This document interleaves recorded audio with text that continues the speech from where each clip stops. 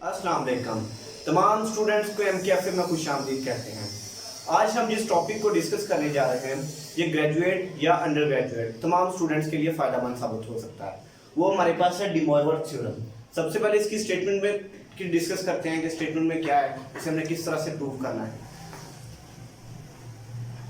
cos theta plus iota sin theta and its power n that is equal to cos n theta plus iota sin n theta, where n is any positive integer.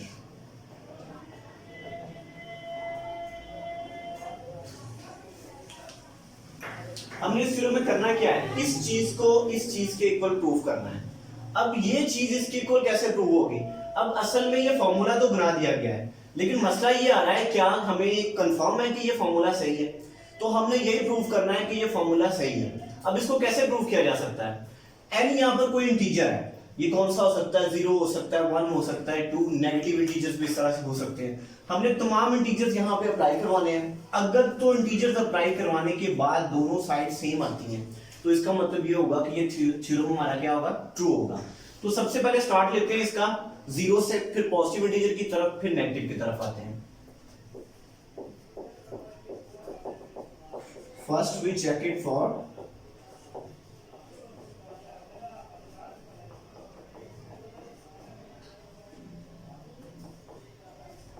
n is equal to 0। पहले 0 के लिए check करते हैं, जिधर जिधर n आ रहा है वहां पे 0 पुट कर देना है। cos theta plus iota sin theta and its power 0, इस n की जगह पे हमने 0 पुट कर दिया। That is equal to cos, या आप ऐसा कर सकते हैं, हमें पता है किसी भी चीज की पावर 0 आ जाए वो किसके इक्वल होता है? 1 के इक्वल होता है। इसकी जगह पे हमने पुट कर दिया 1। अब इसकी जगह पर हमने ये 0 पुट किया है। अब इसकी जो राइट हैंड साइड है वहां पे भी यही काम करें। cos 0 theta plus iota sin 0 theta that is equal to, अब 0 जब थीटा के साथ मल्टीप्लाई होगा ये भी 0 हो जाएगा। तो cos 0 में पता है क्या होता है? 1 होता है, और sin 0 क्या होता है? 0 होता है। इसका मतलब इसका आंसर एंड पे क्या आ जाएगा? 1 आ जाएगा। अब यहां पर इस साइड पर हमने n की जगह पे 0 पुट किया तब भी आंसर 1 आया। राइट हैंड साइड पर n की जगह पे 0 पुट किया तब भी आंसर 1 आया। इसका मतलब ये हुआ कि ये जो थ्योरम है 0 के लिए ट्रू है, यानी कि 0 इंटीजर के लिए ये वाली क्या है? ट्रू है। cos 0 theta plus iota sin 0 theta, 0 के लिए तो ये ट्रू हो गया। अब हम 1 के लिए चेक करते हैं। Now we check it for n is equal to 1। अब जिधर जिधर n आ रहा है वहां पे हमने क्या पुट कर देना है? 1 पुट कर देना है। तो ये क्या आ जाएगा? cos theta plus iota sin theta and its power n की जगह पे क्या आ जाएगा? 1 आ जाएगा। दैट इज इक्वल टू, इसी तरह राइट हैंड साइड में भी 1 आ जाएगा n की जगह पर। 1 theta plus iota sin 1 theta. अब यहाँ पे नोट करें, किसी भी चीज की पावर में अगर 1 आ जाए तो हमें पता है उस पर कोई इफेक्ट नहीं पड़ता, वही आंसर में आ जाएगा। और ये भी 1 जब थीटा से मल्टीप्लाई होगा इस पर भी कोई इफेक्ट नहीं पड़ेगा, इस पर भी कोई इफेक्ट नहीं पड़ेगा। तो गौर करें, जो इसकी लेफ्ट हैंड साइड है वही हमारे पास क्या बन रही है? Right hand side. यानी अगर इसको हम ऐसा लिख दें, cos theta plus iota sin theta that is equal to cos theta plus iota sin theta, दोनों साइड्स सेम आ रही हैं। तो इसका क्या मतलब है? ये 1 के लिए भी ये वाला थ्योरम क्या है? ट्रू है। So it is true for n is equal to 1। अब हम 2 के लिए चेक करते हैं। Now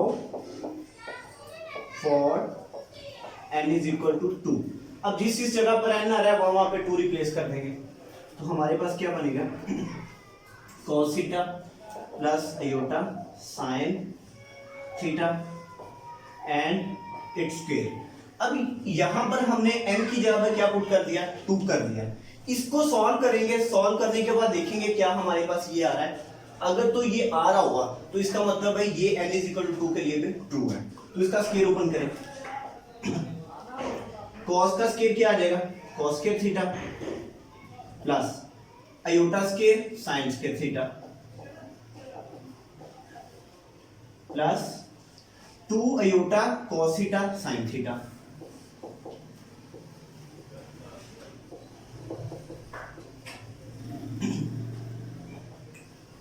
cos square theta. अब अयोटा ये हमारे पास क्या आ रहा है, अयोटा स्क्वायर है, अयोटा स्क्वायर की वैल्यू क्या होती है, -1 होती है। यहाँ पे माइनस पुट करेंगे तो ये क्या आ जाएगा, sine square theta plus 2 iota sine theta cos theta. अब cos square theta minus sine square theta हमने पढ़ा हुआ है, ये किसके इक्वल होता है, इसकी लेफ्ट हैंड साइड क्या थी, cos theta plus iota sine theta and its power 2 that is equal to cos square theta minus sin square theta किसके इक्वल होता है, cos 2 थीटा के। माइनस ये ट्रिग्नोमेट्री के अंदर ये वाले फॉर्मूलास हम पढ़ चुके हैं। इसी तरह 2 sin थीटा cos थीटा ये भी हमने पढ़ा है, ये किसके इक्वल होता है, अयोटा में y निकाल लेता हूं और ये किसके इक्वल होता है, sin 2 थीटा। अगर नोट करें तो जिस जगह पर n था वहां पर क्या आ गया, 2 आ गया है, यानी ये इसका मतलब क्या है कि ये वाला थ्योरम जो है n = 2 के लिए भी क्या है, ट्रू है। इसी तरह हम 3 के लिए चेक करेंगे, 4 के लिए करेंगे, सो ऑन करते जाएंगे। तो हम कह सकते हैं बढ़ाते गए नंबर, तो कोई एक नंबर आ गया जिसे हमने नाम दे दिया k का। हम इसे ऐसे कह सकते हैं, suppose theorem is true for n = k। हमने कंसीडर कर लिया ये एक k इंटीजर है जिस पर ये थ्योरम ट्रू है। अब जहां जहां पर n आ रहा है वहां पर हमने k पुट कर देना है। तो हमारे पास क्या आ जाएगा, cos theta plus iota sin theta. जिस जगह पर n आ रहा है वहां पे हमने क्या पुट कर देना है, k, that is equal to cos k theta plus iota sin k theta.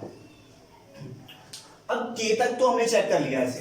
अब क्या ये k से आगे कुछ वैल्यूज पर ये ट्रू हो सकता है, क्योंकि जो सेट ऑफ इंटीजर है ये इनफाइनाइट होता है, इसकी कोई लिमिट नहीं होती, ये इन्फिनिटी को अप्रोच करता है। तो हमने सबके लिए चेक करना है। अब k टाइम्स तो हमने यानी कि बहुत बड़ा नंबर कह सकते हैं, क्या ये बहुत बड़े नंबर से भी आगे जाए अगर, तो क्या उस पर भी ये थ्योरम ट्रू है। तो हम चेक करते हैं k से आगे वाली वैल्यूज के लिए। तो हम क्या करते हैं, k से अगला नंबर क्या आएगा, जैसे 1 के बाद 2 आता है, 2 के बाद 3 आता है, k के बाद क्या आएगा, k+1, एक नंबर ज्यादा होता है ना। अब k+1 के लिए हमें ये चेक करना है। तो यहां पर k+1 बनाने के लिए क्या करेंगे, अगर ये जो हमारे पास वैल्यू है, ये जो टर्म पड़ी हुई है, इसको दोनों तरफ मल्टीप्लाई करवा दें। जिस तरह से x है ना, x = 2, अब बोथ साइड्स पर x के साथ मल्टीप्लाई करवा दें, ये क्या हो जाएगा, x² हो जाएगा। इसी तरह ये वाली जो टर्म है इसको दोनों तरफ मल्टीप्लाई करवा देना है। जब दोनों तरफ मल्टीप्लाई करवाएंगे तो हमारे पास क्या बन जाएगा, एंड इट्स पावर k। इस साइड पे भी मल्टीप्लाई करवा दिया, that is equal to, and इस साइड पे भी करवा देंगे,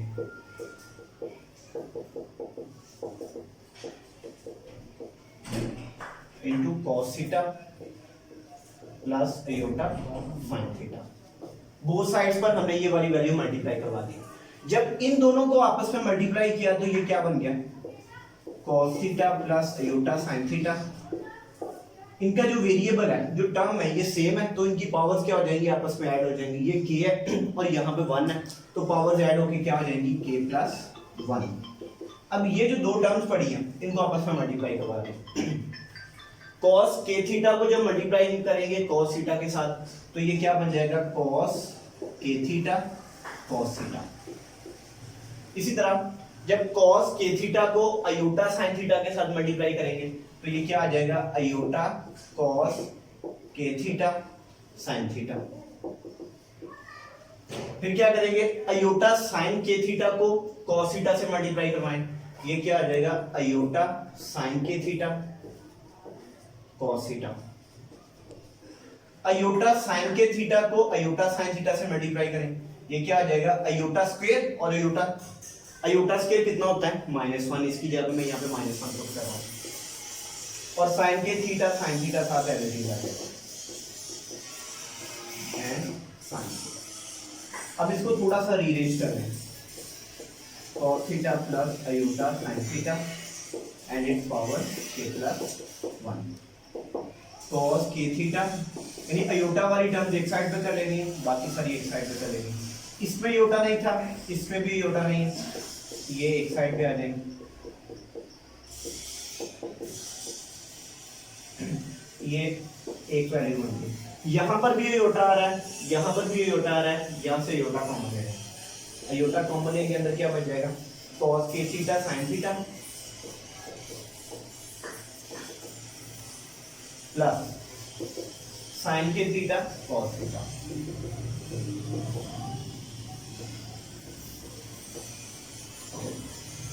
अब मजीद इसे आगे सॉल्व करें। अगर नोट किया जाए तो ये भी फॉर्मूला बन रहा है, ट्रिग्नोमेट्री के अंदर हमने पढ़ा था cos alpha cos beta minus sin alpha sin beta, ये किसके इक्वल होता है cos into alpha plus beta. अब यहाँ पे अल्फा क्या है k थीटा, बीटा क्या है थीटा, यानी कि cos alpha cos beta minus sin alpha sin beta वाला फॉर्मूला बन रहा है। इसको हम क्लोज कर देंगे cos into alpha minus beta, alpha क्या है k theta, sorry alpha plus beta, alpha क्या है k थीटा और बीटा क्या है थीटा, ये क्लोज हो गया। इसी तरह आगे अयोटा एज इट इज आ जाएगा। अब यहाँ पर फॉर्मूला बन रहा है sin alpha cos beta plus cos alpha sin beta, तो इस फॉर्मूले को भी क्लोज कर दें, ये बनता होता है sin into alpha plus beta, alpha क्या है k थीटा और बीटा क्या है थीटा। अगर देखा जाए तो यहाँ पर भी थीटा मौजूद है, इधर भी मौजूद है, तो हम ये कॉमन ले सकते हैं, यहाँ से थीटा कॉमन ले लिया प्लस अयोटा साइन, यहाँ से भी थीटा कॉमन ले लिया। अब दोनों टर्म्स में से थीटा कॉमन ले लिया। अब इन्हें कंपेयर करके देखिए, जो हमारे पास ओरिजिनल थ्योरम था क्या ये उसके साथ मैच कर रहा है।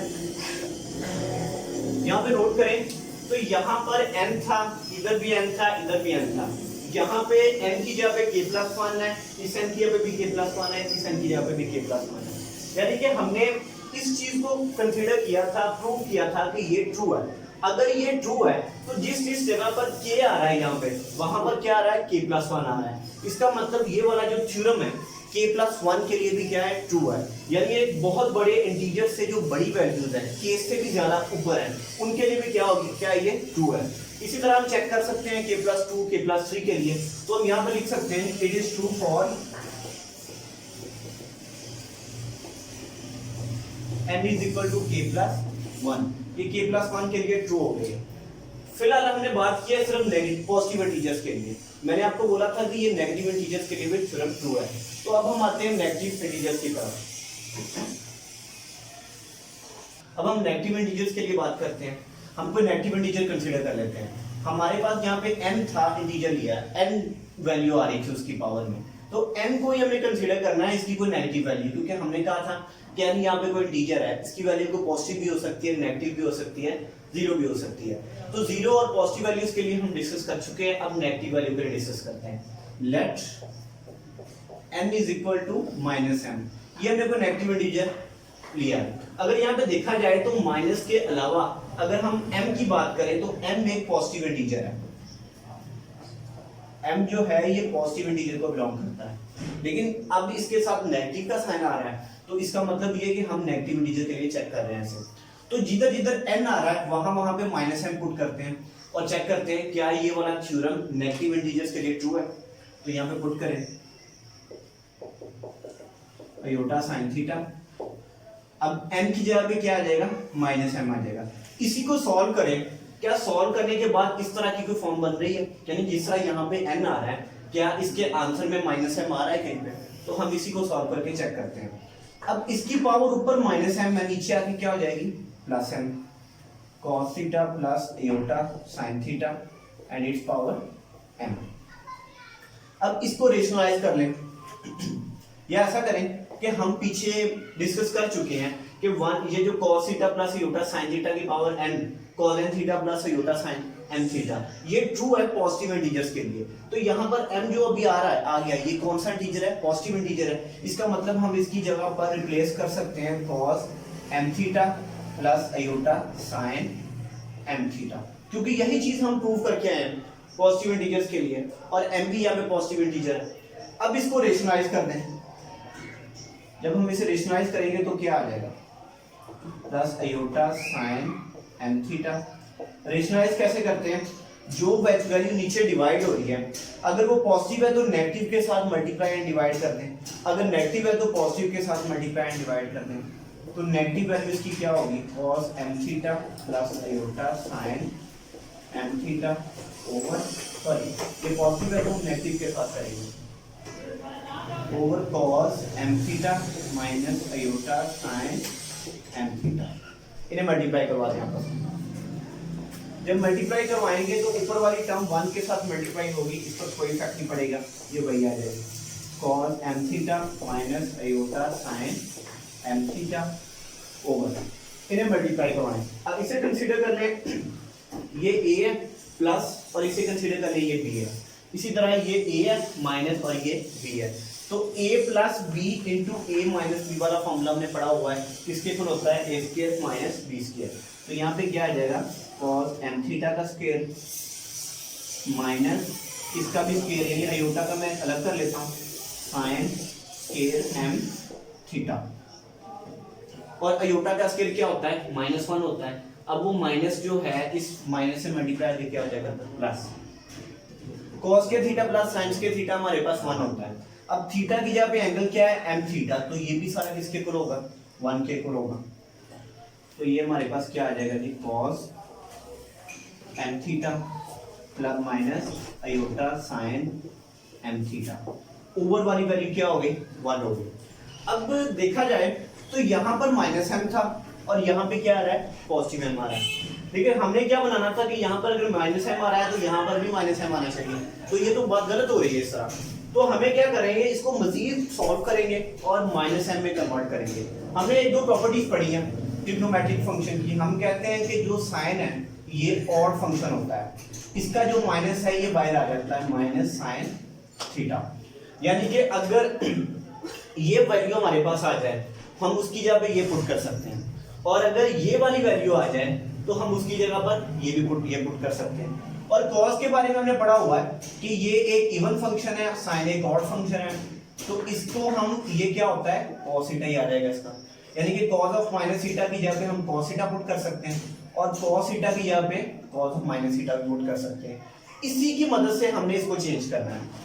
अब जैसे cos of theta cos of minus theta के इक्वल होता है, हम उसी तरह यहाँ पे cos m थीटा को रिप्लेस कर देंगे cos of minus m theta minus, अब मैं माइनस की जगह पे यहाँ पे लिखने लगा हूँ प्लस।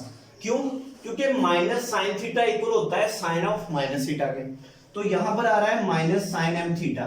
इसे लिख देता हूँ मैं positive iota sine of minus m theta, इस प्रॉपर्टी के अकॉर्डिंगली, ये जो फर्स्ट वाली वैल्यू इसके अकॉर्डिंगली इसको रिप्लेस कर दिया ऐसे। तो यहाँ पे देखें तो cos theta plus iota sin theta and its power -m। अब -m के लिए भी ये वाला थ्योरम ट्रू आ रहा है, क्योंकि जहां जहां पर n था यहाँ पर हमने -m के लिए चेक किया, उधर उधर क्या आ रहा है, -m आ रहा है। तो ये थ्योरम हमारा कंप्लीट हो गया। इस तरह डेली बेसिस पे हम थ्योरम्स पर डिस्कस करते रहेंगे। तब तक के लिए खुदा हाफिज।